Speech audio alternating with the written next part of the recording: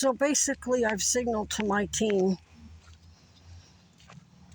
that they can go public by whatever means necessary with our documentary and our evidence, and they need to look into the connections between the Vatican and Catholic Health. The top people of Hamas, who may be very much like the top admin at NAACP, Me Too, HRC.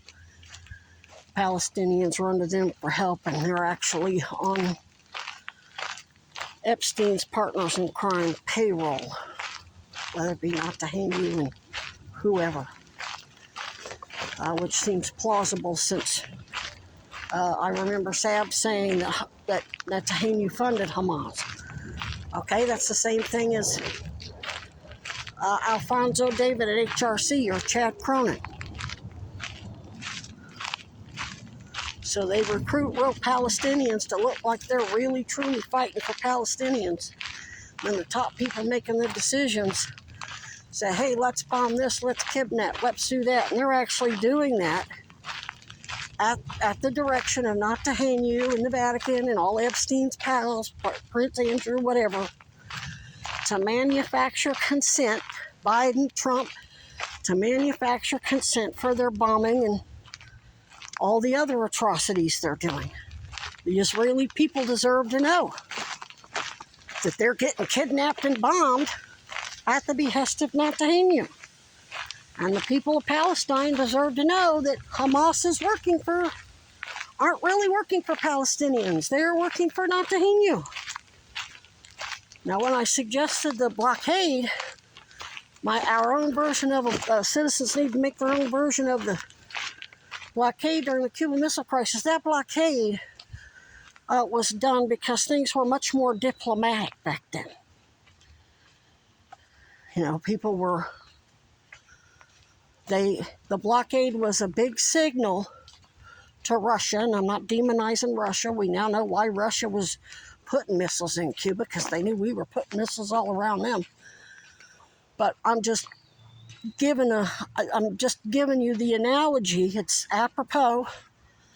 The blockade was to signal to Russia that they are going to stop the further aggression via the blockade until they could have their guy, I don't remember his name in the movie, 13 days, guy with the comb over, that they had to go on that summit with all the other world leaders, and Russia lie and say, oh, we don't have missiles in Cuba, and then he busts out the aerial photographs and says, well, sit here, answer me.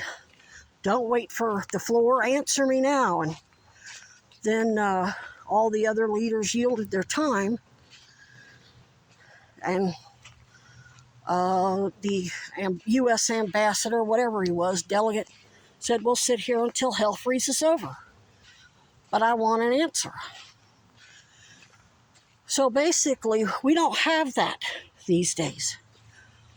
They're manufacturing consent, lying to all the global leaders, all Epstein's partners in crime.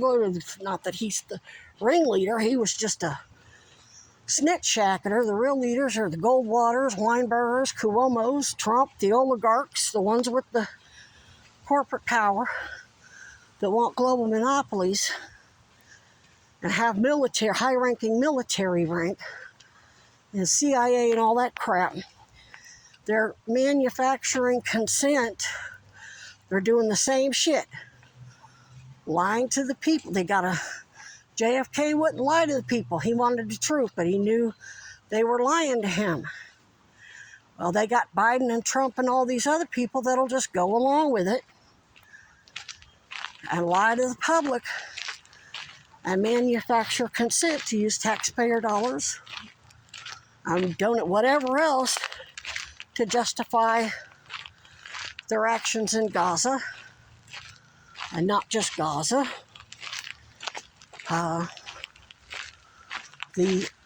Justify their actions by Hamas on Israelis.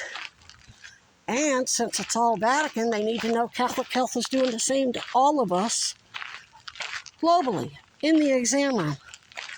and then red flagging us with police with false criminal allegations. And all our police departments are just ICF officers. But they get,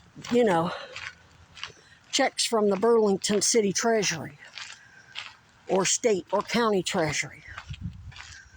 So global citizens need to do whatever they got to do. They need to be informed and signal publicly. They know what's up.